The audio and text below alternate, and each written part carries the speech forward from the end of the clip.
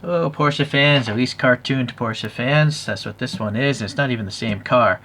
But at the 2025 Petite Le Mans, they put this Halloween livery on this Rexy Porsche here. Usually I guess it's green. And Mini GT has put this out now, but I don't think I'm going to get it. I don't know, it's kind of cool, but it's not the greatest livery for me. Although I wouldn't want that thing coming after me, you know. If I was racing and I saw that coming behind me, that'd be a little intimidating. Alright, well anyways, this brand here, in this box, they just wanted to, you know, slap a livery onto this. But this is not a 992 Porsche, this is a much older, like 964 or something like that. So I reviewed Demon King before when they did their F40. Take this with a grain of salt, it's a deformed car. And so you do have this cardboard box here. It's not a standard size, but at least it's paper instead of plastic. At least the box part. But it's got graphics all over the thing. Even got like a, well, some sort of QR. Alright. Come on, here we go. So, some wax paper to keep the box from scratching it up, and yet I think it might still be scratched. I'm not sure if this is the smartest packaging. Oh, I see, they had that foam to keep it from, but you saw it wasn't actually level when I pulled it out. Maybe this foam needs to be deeper. Yeah, well, it also looks big. I think it's much bigger than the F40. I'll pull out that F40 a little later. Alright, well, again, take it with a grain of salt. This is a totally different car with this kind of livery, sort of, right? The 77, the skeleton graphics, but the wheels are totally a different color. The wing is totally different color and shape, right? So yeah, it's just its own little cartoon Porsche. Okay, I am a little curious. If you guys want to look up the dimensions, this is an RWB kit though, 37.3-ish. So the question is, how wide is a 964 RWB? And then you divide it by that number and you get the rough scaling of this thing. It's actually quite large. Alright, well, the wheels, they're black. They're plastic, I assume, and they're glossy, very glossy. Maybe a little center axle thing, and I can't tell if there are lug nuts in there because it's just all glossy black. I don't know if those are... No, I don't think there's any lug nut details at all. That's just a reflection catching on that edge. And I don't think there's any brakes at all either. Let me get the flashlight. No, definitely no brakes. But I like the tires. The tires are just round slicks and they're very curved on the sidewall. They don't look like they're slab-sided. And yeah, it's pretty tall. And this actually does have an interior we'll get to. It's a separate red mirror here with the reflective sticker. Let me hit focus again. And then here we have, this is a decal, unfortunately. Hopefully it won't wrinkle, peel off. But you see that? It's an air pocket. So that might, once this gets brittle, you touch that, it's going to crack off. So that isn't good. Also the air pocket here, right? So a lot of air pockets underneath these panel cuts. Not tampo printed, unfortunately. I feel like they maybe could have tampo printed it. It's hard to say because it is multiple surfaces. So I will say for today, I guess the decals are laid on okay, but they're not under a clear coat either. So again, they might just harden and fall off the vehicle later. So I assume this is for Demon King. And why is that whole? This looks like a tampo print, but why is this all wrinkly?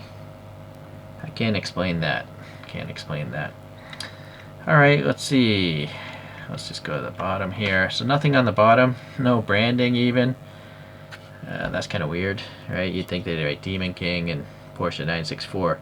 But the treads are nice. Are they rubber? Yeah, they're rubber. So this brand knows what they're doing. This looks like a round rubber tire, like street tires, but it still has tread, right? So it can be done. I don't know why a lot of other brands, they bring their treads all the way to the edge and then it just looks like a hypercar going mud bogging with rally tires or something. I assume this probably matters to a lot of you. It does do that very well. It's a very smooth roller. Yeah, very good. Alright. It's got 2 screws if you want to modify it, maybe repaint the interior. This tongue thing, though, I'm not sure why that was. I don't know if it was necessary or not. I don't know if in the promo images, like the real car, they just stick a tongue in there. I wonder if that comes out now. I think there's another livery on pre-order right now without the tongue, if that bothers you. Yeah, I'm just gonna leave it. It's a very faint pink. It's not a. You'd think it would be a little pinker than that, but it's not. We do have nice headlight covers, and I think that might be a peg going into the body, that round thing that looks like a light bulb. But they painted that dish silver with silver paint, and then yeah, this is very thick plastic, so interesting. It's cool. And then the printing of the teeth here, they're gold and white. And what's going on in here? This is all smooth, no texture, but if it's a real race car, there's probably nothing there either. Anyhow, go in here, the nostrils, I guess they're just black. I thought they were kind of like hood latches, but they're not. And then some sort of, I don't know, it's illegible. WeatherTech, 70s. That's a real company. I forget what they do. What is it, wiper blades? And I can't read that. That's probably the Petit Le Mans thing, but it seems illegible. Little vent detail, but I don't know. There's no physical inlet, and it's black as it should be. The tiny little goofy wiper blades are just molded into the windscreen. They're very comically small, but they would actually sweep the windscreen okay. And then sadly again, we have a decal up here. It looks, you know, with the air pockets, not so great. Okay, this side here all looks good. The side window has a little bit of a raised door frame and it's painted black. They're molded windows, by the way. And then here we have the rear end, nice translucent plastic, two pegs holding it in. There's no exhaust tip whatsoever. It's weird. You would think they would have had exhaust maybe molded in to something. I think they could have molded them into the base, had a recess in the diecast cut out, and literally had two center pipes like the real race car, and well, probably a lot of RWBs, regular road cars. They did get this graphic down in here, way under the wing. That wing is overhanging quite a bit. This is all plastic, I think, this wing, but it's nicely molded. Look, this is actually passing air, this triangle. I think on the real car in RWB, that would be an intake. But this is an interesting take on the rear end of an RWB. So here we have a decal as well, and then I think there's some blackout printing on the window as well. A little tail section maybe?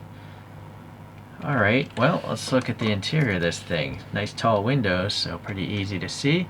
So we have a nicely molded steering wheel, a racing steering wheel. The dashboard, no decal or anything like that.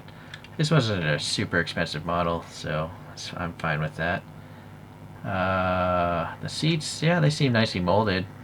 Pretty realistic looking, actually, considering it's a cartoon car.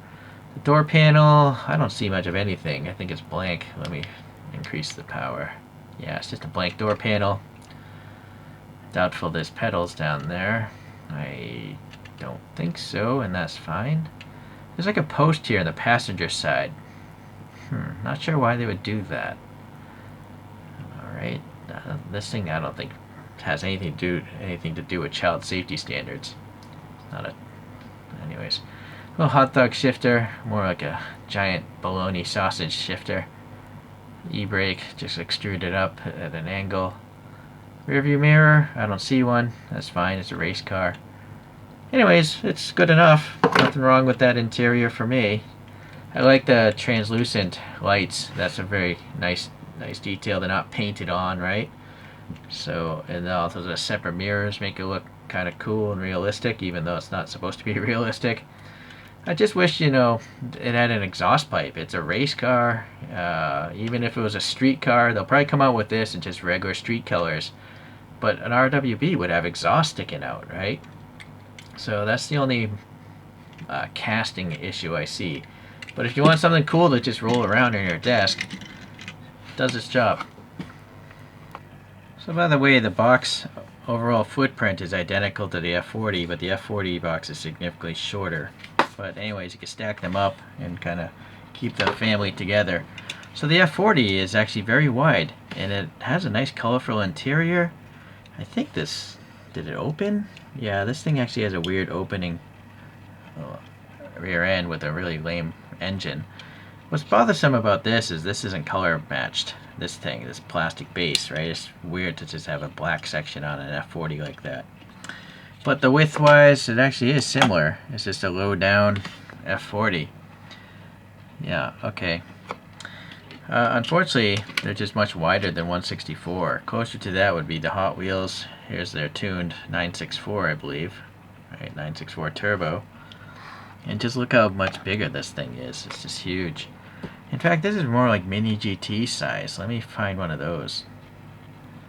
Yeah, so here's a Mini GT Skyline. And yeah, let's pop that next. Now, it's starting to make a little sense. These two brands are kind of like, they're compatible with each other, but they're ignoring the 40 plus years of Chorokyu collectors. So here's a Chorokyu of a 996, right? And look, again, it's more like 164 scale in width. There's an old extinct brand that came and went very quick called CAR to Cart. Here's a 996, I believe, as well. And then here's an old, very old classic Chorokyu of the thing that became the 959. I think it was called the 934. It says 911, but anyways, I think the drivetrain of that was the research for the 959 to come later. Alright, well, so I would say there's two sizes. Chorokyu size, which is around 164, and then whatever the heck Mini GT and this Demon King brand are doing. It's much bigger, more substantial, which you might appreciate, but for me, I prefer the smaller things because I can collect more of them. It's just easier to put a bunch of little things into a cabinet than a bunch of big things, right? You know, this thing's worthy of getting a cruise on the racing spin coaster. And here's a Lego, a fake Lego racing character. So you could actually, it actually looks like it would be the right size from the outside, right? That might be too much weight for the solar coaster.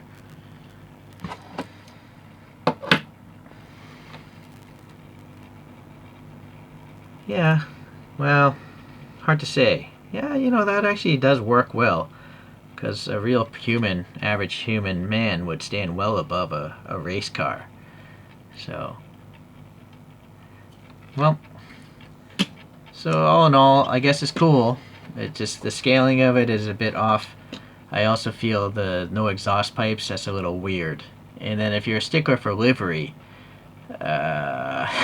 this is a livery on a totally different car, so you might want to skip this, but it's the only deformed car, I think, that has this Rexy skeleton Halloween graphic on it. One would assume they would actually come out with a normal Rexy, the green one or the pink one or something like that.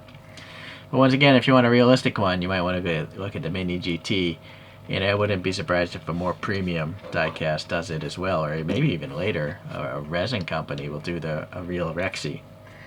Alright, thanks for watching today. We'll see you next time. Bye.